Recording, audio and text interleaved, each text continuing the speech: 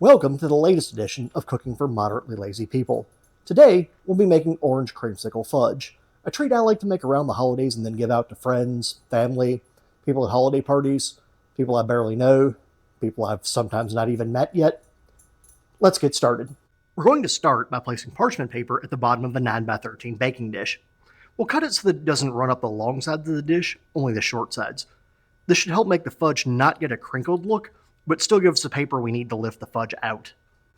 Next, let's place 3/4 of a cup of butter, or 1½ sticks, 2/3 a cup of heavy whipping cream, and 3 cups of sugar into a saucepan.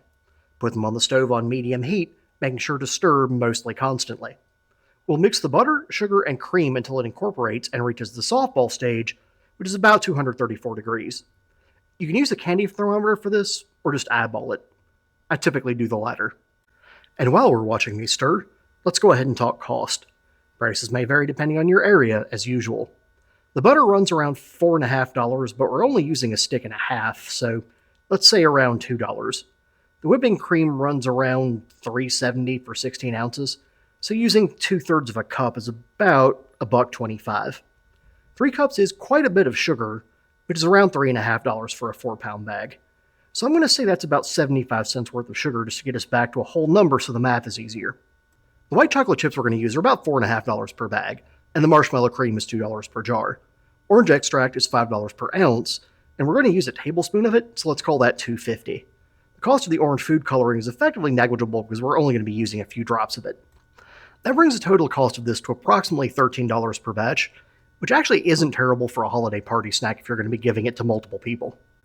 Once our mixture gets to the appropriate softballiness, I guess, we're going to remove it from heat, and then we're going to add one 11-ounce bag of white chocolate chips and one 7-ounce container of marshmallow cream. We're going to get a halfway decent workout in and stir this until the solid ingredients melt. We'll then immediately take 1 cup of the mixture out of the saucepan and set it aside.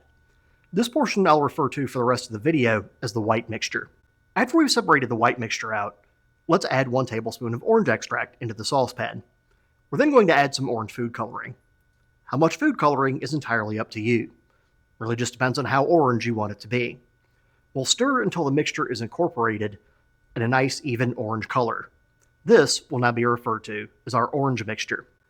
We're then going to pour the orange mixture into our parchment-lined baking dish. We're going to pour the white mixture on top of that.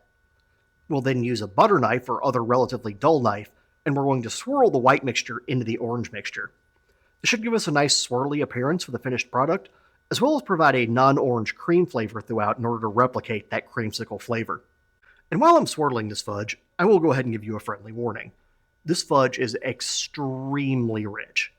Like, it's so rich, each piece should have its own little top hat and monocle. The best description I've ever heard for this is that 1 piece is amazing, 2 pieces might be a bit much, and 3 pieces is cloyingly sweet. And that's why I typically reserve this for the holidays, because I'm going to be giving pieces of this to everyone I know. And so can you. Take some to work, give some to friends and family, take some to holiday parties, give some to people you don't know and try to bribe them into being your friend with this extremely delicious treat. Give some to people you kind of don't like and see if you can maybe upgrade them to tolerable. This is one of the easiest treats in my arsenal to gift to other people.